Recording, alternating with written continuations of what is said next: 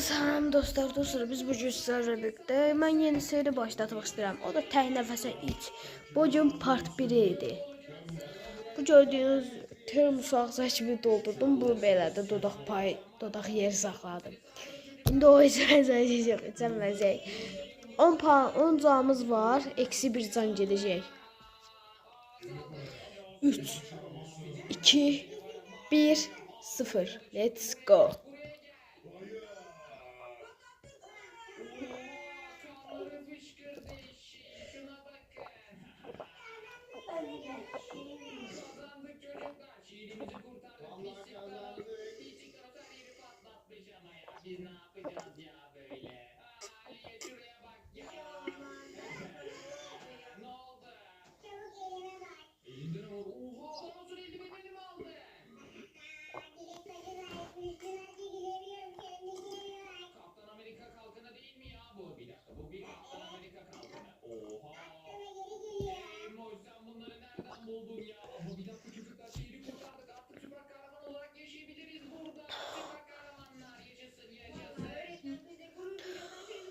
Dostlar çok pis oldu. Dostlar bir belasını içti mi?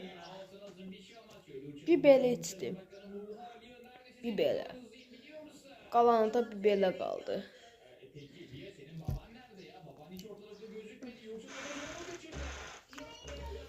Yine deneyek. 2 can verirler ama.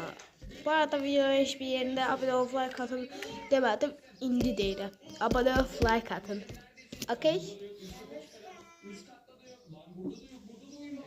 Oh.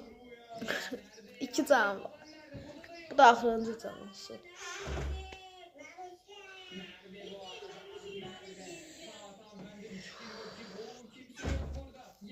Üç, 2, 1, go.